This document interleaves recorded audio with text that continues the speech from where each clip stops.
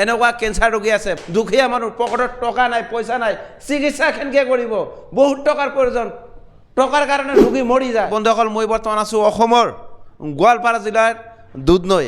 Good news, ভাল খবৰ। নমস্কাৰ। অহা মে' মাহৰ 13 তাৰিখ আমাৰ চেন্নাইৰ পৰা ডক্টৰ আহি আছে। ডক্টৰ হৈছে কেঞ্চাৰ ডক্টৰ আৰু নিউৰলজিষ্ট ডক্টৰ, নাৰ্ভৰ ডক্টৰ। কেঞ্চাৰ ডক্টৰ ৰুথেন্দ্ৰ আৰু neurologist doctor Pradeep Balaji sir. আৰু কেঞ্চাৰ ট্ৰিটমেণ্ট কৰিব লগা হ'লে চেন্নাই, মুম্বাই, বাহিৰত যাব লগা হয়, বহুত টকাৰ প্ৰয়োজন হয়।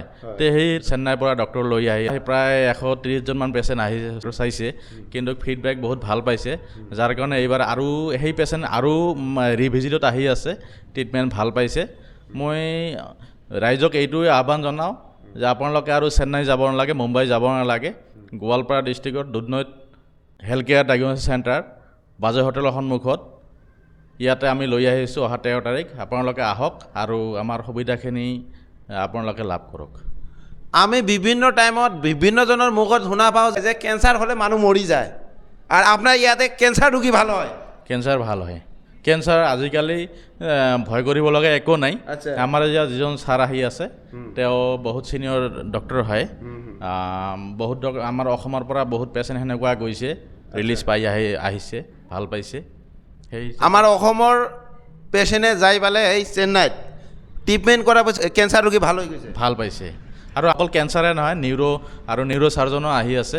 যিকোনো বিষ, কঁকালৰ বিষ, খোজ কঢ়াত অসুবিধা, হাত ভৰিৰ জিনজিননি, চাৰ্ভাইকেল স্পণ্ডাইলাইচিছ, সেইবিলাক বিষৰ, যিকোনো ধৰণৰ বিষৰ কাৰণে আপোনালোকে আহিব পাৰে, চিকিৎসা লাভ কৰিব পাৰে। নতুন বিষে হওক, পুৰণা বিষে হওক, আপোনালোকে আহক আৰু চিকিৎসা লাভ কৰক। আপোনালোকে এইটো ভিডিঅ' প্ৰত্যেকজন মানুহে, প্ৰতিজন অভিভাৱক এই ভিডিঅ'টো শ্বেয়াৰ কৰা দৰকাৰ। আৰু আমাৰ ইয়াতে অকল কিবা টেষ্ট দিলে, পৰীক্ষা নিৰীক্ষা দিলে বেলেগত যাব নালাগে, আমাৰ ইয়াতে উপলব্ধ হয়। ইয়াতে যে ৰোগী যে ভাল হৈছে, কেইজন মানুহ হৈছে আৰু ক'ৰ মানুহ?